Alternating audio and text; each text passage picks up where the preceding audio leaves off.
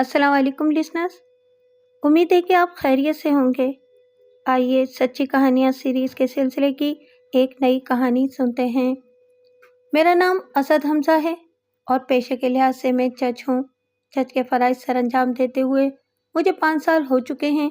میری بیوی کا نام آسیہ ہے اور ہمارے 2 بچے مقدس اور شہزاد ہیں۔ بنیادی طور پر میرا تعلق پاک پٹن شریف کے ایک گاؤں فیروز پور چشتیاں سے ہے۔ میری شادی میری خالہ زاد سے ہوئی تھی، جو لو میرج بھی تھی اور ارینج میرج بھی تھی۔ میرے سسرال والے بھی میرے ہی گاؤں میں رہتے تھے، اس لیے گاؤں سے ہمارا رشتہ ٹوٹا نہ تھا۔ بس جاب کی وجہ سے میں اپنی بیوی کے ساتھ شہر میں رہتا تھا۔ ہر 1-2 ماہ بعد گاؤں کا چکر ضرور لگتا، مگر ان دنوں مصروفیت عروج پر تھی، اس لیے پچھلے 5 ماہ سے ہم گاؤں نہ جا سکے۔ آسیہ جب بھی کہتی تو میں وعدہ کر لیتا، مگر عین وقت پر کوئی ایسی مصروفیت آ جاتی کہ ارادہ کینسل کرنا پڑتا۔ مگر آج اس کا غصہ اور بے چینی دیکھ کر میں نے سوچ لیا کہ ہم ہفتے کو چلتے ہیں اور اتوار کا دن گزار کر واپس آ جائیں گے۔ ہفتے والے دن 11 بجے ہم روانہ ہوئے۔ 2.5 گھنٹے بعد پاک پٹن پہنچے۔ شہر سے نکل کر ہماری گاڑی گاؤں جانے والی سڑک پر تھوڑا فاصلہ ہی طے کر پائی تھی کہ پتہ چلا اس سڑک کی مرمت ہو رہی ہے اور اس وجہ سے سڑک بند ہے۔ اب 2 ہی صورتیں تھیں، یا تو ہم واپس شہر جاتے اور وہاں سے دوسری سڑک پکڑتے، یا پھر وہیں سے نہر کے کنارے سفر کرتے ہوئے بدھو والی جھال سے پل کراس کر کے گاؤں جانے والی سڑک پکڑ لیتے۔ واپس جانے کی بجائے میں نے گاڑی نہر کے برابر والے کچے راستے پر ڈال دی اور اسپیڈ کم کر کے چلنے لگا۔ تقریباً 2 کلومیٹر کا فاصلہ طے کرتے ہی سنسان علاقہ شروع ہو گیا۔ کہیں کہیں کھیتوں پر کام کرتا کوئی آدمی نظر آ جاتا۔ اس سوکھی نہر کے اس کنارے آمد و رفت بھی نہ ہونے کے برابر تھی۔ یہ سنسان علاقہ بھی 15 کلومیٹر مزید تھا اور اس کے بعد ہی آبادیاں شروع ہوتیں۔ ہم آپس میں ہلکی پھلکی گفتگو کرتے جا رہے تھے، تبھی میری نظر ایک چرواہے پر پڑی، جو بکریوں اور بھیڑوں کے ایک ریوڑ کے ساتھ ایک درخت کے نیچے کھڑے ہو کر ڈھینگے کی مدد سے درخت کی ٹہنیاں کاٹ کاٹ کر ریوڑ کے آگے پھینک رہا تھا۔ شاید وہ کوئی بڑی ٹہنی کاٹ رہا تھا، کیونکہ وہ زور زور سے کئی جھٹکے دے چکا تھا، مگر ٹہنی ابھی کٹی نہیں تھی۔ ڈھینکا ایک ایسا اوزار ہوتا ہے جو ایک لمبے بانس کے سرے پر لوہے کا ایک تیز دھار گول برچھی لگا کر تیار کیا جاتا ہے۔ اس کی مدد سے درخت کے اوپر چڑھے بغیر ہی نیچے ہی کھڑے ہو کر ٹہنیاں کاٹی جا سکتی ہیں۔ ہمارے اس کے قریب پہنچنے سے پہلے ہی ٹہنی کٹ گئی۔ یہ ایک بھاری شاخ تھی جو کٹ کر سیدھی اس چرواہے کے سر پر لگی۔ اس کی چیخ واضح طور پر ہم نے سنی۔ وہ تیورا کر گرا تھا۔ اتنی دیر میں ہم اس کے قریب پہنچ چکے تھے۔ میں نے جلدی سے بریک لگائے اور گاڑی سے اترا، پھر اس کی طرف دوڑ لگائی۔ چیک کیا تو وہ بے ہوش تھا اور اس کے سر سے خون بہہ رہا تھا۔ میں نے جلدی سے شاخ ایک طرف ہٹا کر اس کے زخم کا معائنہ کیا تو سر میں ایک گہرا سوراخ پڑ چکا تھا۔ ادھر ادھر نظر دوڑائی تو کھیتوں میں کام کرتا ایک آدمی نظر آیا۔ میں نے چیخ کر اسے پانی لانے کو کہا۔ اس نے جواب دیا کہ یہاں پانی نہیں ہے، میں قریبی ڈیرے سے لاتا ہوں۔ اس نے بھی توڑ لگا دی تھی۔ آسیہ سے دوپٹہ لے کر میں نے پھاڑ کر پٹیاں بنا لیں تاکہ خون روک سکوں، مگر پانی ضروری تھا اور وہ ہمارے پاس بھی نہیں تھا۔ میں نے سوچا کہ تھوڑا پانی پلا کر اسے اپنی گاڑی میں ڈال کر اسپتال پہنچانا ضروری ہے۔ جب تک میں پٹی باندھ کر فارغ ہوا، کھیتوں میں کام کرنے والا آدمی پانی لے کر آتا دکھائی دیا۔ ابھی وہ کنارے پر ہی تھا کہ چرواہے نے اکھڑے اکھڑے سانس لینے شروع کر دیے اور پانی کے پہنچنے سے پہلے ہی وہ ساکت ہو گیا۔ میں نے جلدی سے اس کی نبض پکڑی جو نہ ملی۔ اس کی دھڑکن اور سانس ہر چیز بتا رہی تھی کہ وہ مر چکا ہے۔ میں نے پانی لانے والے آدمی سے پوچھا کہ کیا وہ اسے جانتا ہے؟ اس نے بتایا کہ یہ اسی کے گاؤں کا ہے۔ میں نے اسے کہا کہ وہ جائے اور اس کے ورثاء کو اطلاع کرے۔ ان کے آنے تک مجھے وہیں رکنا تھا۔ آسیہ اور بچے بھی گاڑی سے اتر آئے۔ بچوں نے ایسا واقعہ پہلی بار دیکھا تھا۔ انہوں نے رونا شروع کر دیا تو میں نے آسیہ سے کہا کہ وہ گاڑی کے اندر بچوں کو لے کر بیٹھ جائے۔ تقریباً آدھے گھنٹے بعد گاؤں والے آئے۔ ان کے ساتھ روتی ہوئی عورتیں بھی تھیں۔ چرواہے کی لاش کو ایک چرپائی پر ڈالا گیا۔ لاش اور بکریوں کا ریوڑ لے کر جب وہ لوگ روانہ ہو گئے تو ہم بھی گاڑی میں بیٹھ کر چل دیے۔ کچھ عرصے تک یہ واقعہ یاد رہا، پھر زندگی کی مصروفیات نے سب کچھ بھلا دیا۔ تقریباً 1 سال بعد کا ذکر ہے۔ میرے سامنے ایک ایسا کیس آیا جس نے مجھے چونکا دیا۔ ملزم کو پھانسی کی سزا ہو گئی تھی۔ ملزم کا موقف تھا کہ وہ بالکل بے گناہ ہے، مگر سارے ثبوت اس کے خلاف تھے۔ میں نے ملزم اور مدعیوں کو عدالت میں پیش ہونے کی ہدایت کرتے ہوئے اگلی ماہ کی تاریخ دے دی اور دوسرا کیس نپٹانا شروع کر دیا۔ اگلی تاریخ پر ملزم اور مدعیان کمرہ عدالت میں موجود تھے۔ انہیں دیکھ کر میرے ذہن میں خود سی ہونے لگی۔ مجھے لگا کہ جیسے میں ملزم کو جانتا ہوں، مگر بہت کوشش کے باوجود مجھے کچھ یاد نہ آیا۔ کارروائی شروع ہو چکی تھی۔ دونوں طرف کے وکلاء اپنے اپنے موکل کے حق میں دلائل دے رہے تھے، مگر ملزم کے خلاف ایسے ثبوت مہیا کیے گئے تھے کہ مجھے لگ رہا تھا کہ اپیل خارج کرنا پڑے گی۔ کارروائی جاری تھی کہ عدالت میں وقفے کا وقت ہو گیا۔ وقفے کے دوران میں بھی میرا ذہن اسی سوچ میں الجھا رہا تھا کہ میں نے اسے کہاں دیکھا ہے۔ میں نے ملزم کو اپنے کمرے میں لانے کو کہا۔ 2 سپاہی اسے ہتھکڑیاں پہنا کر میرے سامنے لے آئے۔ مجھے لگتا ہے کہ میں تمہیں جانتا ہوں یا کہیں دیکھا ہے، مگر کوشش کے باوجود مجھے کچھ یاد نہیں آ رہا۔ کیا تم میری یہ الجھن دور کر سکتے ہو؟ میں نے نرم لہجے میں اس سے پوچھا۔ میرے پوچھنے پر اس کی آنکھوں میں شناسائی کی چمک ابھری اور وہ بے قرار سے لہجے میں بول اٹھا، سر، میں نے آپ کو پہچان لیا۔ ہم نے آپ کو بہت تلاش کیا، مگر آپ کے بارے میں کچھ بھی نہ جاننے کی وجہ سے میں آپ کو ڈھونڈ نہیں پائے۔ میں وہی ہوں جسے آپ نے ایک چرواہے کی جان بچانے کے لیے پانی لینے بھیجا تھا، مگر میرے واپس آنے سے پہلے ہی وہ مر چکا تھا۔ اسی چرواہے کے قتل کے الزام میں مجھے پھانسی کی سزا ہوئی ہے۔ میری بے گناہی کا ثبوت صرف آپ تھے، مگر آپ کہیں نہ ملے۔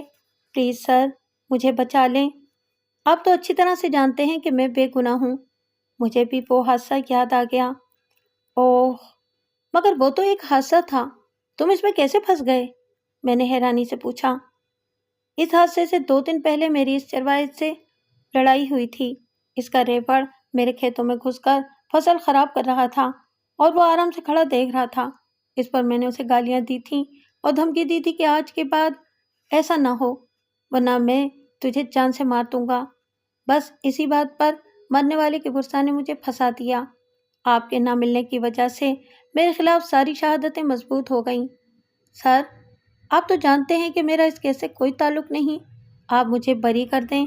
اس نے ہاتھ جوڑ دیے۔ دیکھو، تم بے گناہ ہو، اس بات کا مجھے یقین ہے، مگر میں تمہیں فوری طور پر رہا نہیں کر سکتا، کیونکہ کچھ قانونی تقاضے پورے کرنا ہوں گے۔ کیس کی سماعت میں کر رہا ہوں، لہٰذا تمہاری طرف سے میں گواہ نہیں بن سکتا، مگر فکر نہ کرو، یہ حادثہ میری بیوی نے بھی دیکھا تھا، وہ تمہاری طرف سے گواہ بنے گی۔ جہاں اتنا صبر کیا ہے، کچھ عرصہ اور کرو، تمہارے ساتھ انصاف ضرور ہوگا۔ میں نے اتنا کہہ کر انہیں جانے کا اشارہ کیا، کیونکہ عدالت کا وقت شروع ہونے والا تھا۔ کمرہ عدالت میں پہنچ کر میں نے باقی دلائل سنے اور انہیں 20 دن بعد کی تاریخ دے دی، کیونکہ کیس تو حل ہو چکا تھا۔ اب میری بیوی کو قانون کے مطابق گواہی دینا تھی۔ اس طرح میں یہ کیس سماعت کے لیے منظور کر لیتا اور پھر مجھے یقین تھا کہ چند ہی پیشیوں پر جیوری کے ممبران اسے رہا کرنے پر متفق ہو جاتے۔ وہ دن بہت ہی مصروف گزرا۔ بہت زیادہ تھکن ہونے کی وجہ سے میں آسیہ سے اس کے بارے میں بات نہ کر سکا۔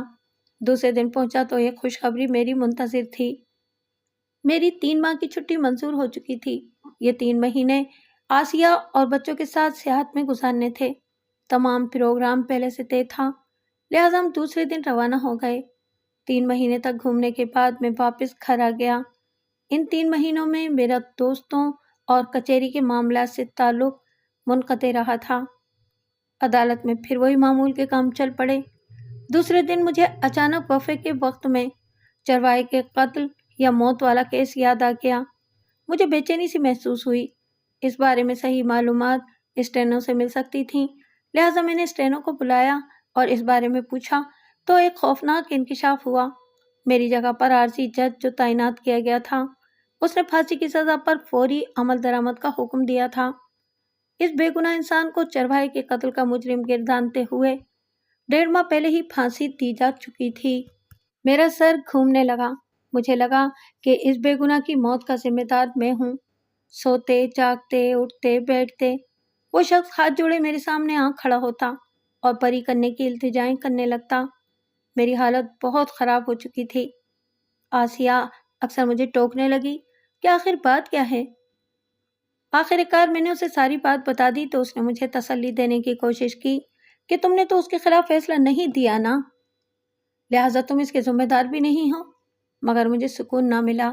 میں یقیناً ایک ایسی غفلت کا مرتکب ہو چکا تھا جس کا تدارک ممکن نہ تھا۔ آسیہ سے بات کرنے کے ٹھیک 2 دن بعد چھٹی والے دن ہم لوگ لان میں بیٹھے چائے پی رہے تھے جب چوکیدار نے اطلاع دی کہ پاک پتن سے کوئی آدمی آیا ہے اور آپ سے ملنا چاہتا ہے۔ پاک پتن کا نام سن کر میں نے اسے اندر بلا لیا۔ وہ اندر آیا تو اس کا حلیہ بتا رہا تھا کہ وہ بالکل دیہاتی اور ان پڑھ ہے۔ میں نے اسے پہچاننے کی کوشش کی کہ شاید وہ میرے گاؤں کا ہو، مگر وہ میرے گاؤں کا نہ تھا۔ آسیہ اٹھ کر اندر چلی گئی۔ جی فرمائیے، میں نے اسے پوچھا تو وہ بولا، میرا نام صادق حسین ہے اور میں بابر کا کزن ہوں۔ بابر پھانسی پانے والے مجرم کا نام تھا۔ اس نے تعارف کروانے کے بعد کہا، بابر کی آخری خواہش تھی کہ آپ جب بھی واپس آئیں تو اس کا خط آپ تک پہنچا دیا جائے۔ اس کی یہ آخری خواہش پوری کرنے کے لیے میں یہاں تک آیا ہوں۔ اس نے جیب سے ایک بند لفافہ نکال کر میری جانب بڑھا دیا۔ آسیہ چائے لے کر آ چکی تھی، شاید اسے نئی بنانا پڑی تھی، تبھی وہ اتنی جلدی آ گئی تھی۔ صادق حسین چائے پینے میں مصروف ہو گیا جبکہ میں خط پڑھنے لگا۔ خط پڑھ کر میں بالکل ہلکا پھلکا ہو گیا اور میرے ضمیر کی خلش دور ہو گئی۔ خط میں ایسا کیا تھا، آپ بھی ملاحظہ فرمائیں۔ محترم جناب جج صاحب، السلام علیکم۔ مجھے یقین ہے کہ جب میرا یہ خط آپ کو ملے گا میں پھانسی پا چکا ہوں گا۔ مرنے سے پہلے میں اپنے دل سے ایک بہت بڑا بوجھ ہٹانا چاہتا ہوں۔ مجھے بہتر یہی لگا کہ میں بذریعہ خط ہی صحیح وہ بوجھ آپ سے شیئر کروں۔ جج صاحب، پہلے میں سنتا تھا کہ انسان اپنے اعمال کا نتیجہ اسی دنیا میں پا لیتا ہے، مگر اب مجھے اس بات پر مکمل یقین ہو چکا ہے کہ یہ دنیا یقیناً مکافات عمل کا نام ہے۔ میں اس کیس میں بے گناہ ہونے کے باوجود گناہ گار تھا، کیونکہ اس کلیوں کو سمجھنے کے لیے میری کہانی جاننا ضروری ہے۔ میٹرک کرنے کے بعد میں نے ملازمت کے بجائے کاشتکاری کو ترجیح دی۔ کچھ زمین اپنی تھی، کچھ ٹھیکے پر حاصل کی۔ میرے پاس جو کچھ تھا وہ سب میں نے خرچ کر دیا تھا۔ اب فصل کو کھاد ڈالنا بہت ضروری تھا، ورنہ میری فصل اچھی نہ ہوتی اور مجھے نقصان اٹھانا پڑتا۔ ادھر ادھر سے بہت کوشش کے باوجود نہ تو کہیں سے رقم کا بندوبست ہوا اور نہ ہی کھاد ادھار ملی۔ میں بہت پریشان تھا۔ ایک شام میں فارم ہاؤس پر تنہا اسی سوچ میں بیٹھا تھا جب میرا ایک دوست وہاں پہنچا۔ اس نے مجھے بتایا کہ وہ گھر سے جھگڑا کر کے آیا ہے اور کراچی جا رہا ہے۔ آج رات وہ میرے فارم ہاؤس پر گزارنا چاہتا ہے۔ میں نے اسے سمجھایا کہ جھگڑے تو گھروں میں ہوتے ہی رہتے ہیں، تم گھر چھوڑ کر نہ جاؤ، اور پھر کراچی جانے کے لیے تو کافی پیسوں کی ضرورت ہوگی۔ میں بھی فی الحال تمہاری مدد کرنے کی پوزیشن میں نہیں ہوں۔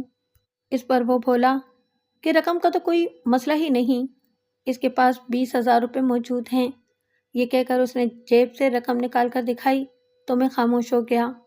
کچھ دیر بعد میں نے اسے آفر دی کہ اگر وہ 10,000 روپے مجھے دے دے تو فصل اٹھاتے ہی میں 12,000 اسے واپس کر دوں گا، مگر اس نے انکار کر دیا اور کہا کہ وہ کراچی جیسے شہر جا رہا ہے، وہاں پتہ نہیں کیسے حالات پیش آئیں، اس لیے اس کے پاس جتنے بھی پیسے موجود ہوں اچھا ہے۔ اس کے آنے سے تھوڑی دیر پہلے ہی میرا کھانا آ چکا تھا جو ہم دونوں نے مل کر کھایا۔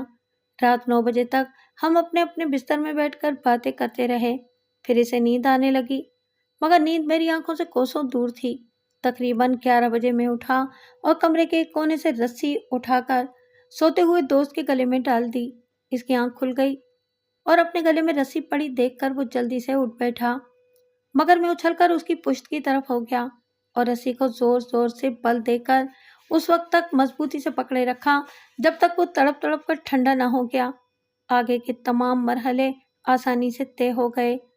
اس کی جیب سے رقم نکال کر میں نے اپنی جیب میں ڈالی اور فارم ہاؤس کے صحن میں گہرا کھڑا کھود کر اس کی لاش دفنا دی۔ کسی کو کانوں کان خبر نہ ہوئی۔ کافی عرصہ گزر گیا۔ اس کے گھر والے یہی سمجھتے رہے کہ وہ کراچی چلا گیا ہے اور کسی دن واپس آ جائے گا۔ میں بھی خوش تھا کہ قتل جیسا جرم کرنے کے باوجود سکون سے پھر رہا ہوں۔ چرواہے والا واقعہ اس واقعے کے ٹھیک سال بعد اسی دن پیش آیا جس دن میں نے وہ قتل کیا تھا۔ اور اسی رات کو میں حوالات میں تھا۔ اس قتل میں بے گناہ ہونے کے باوجود جب میری پھانسی کنفرم ہو گئی تو مجھے یقین ہو گیا کہ مجھے سابقہ قتل کی سزا مل رہی ہے۔ آپ سے التجا ہے کہ دعا کیجیے گا کہ اللہ تبارک و تعالیٰ مجھے معاف فرما دیں، اس دنیاوی سزا کے بدلے میری آخرت کی سزا ٹل جائے۔ فقط بابر۔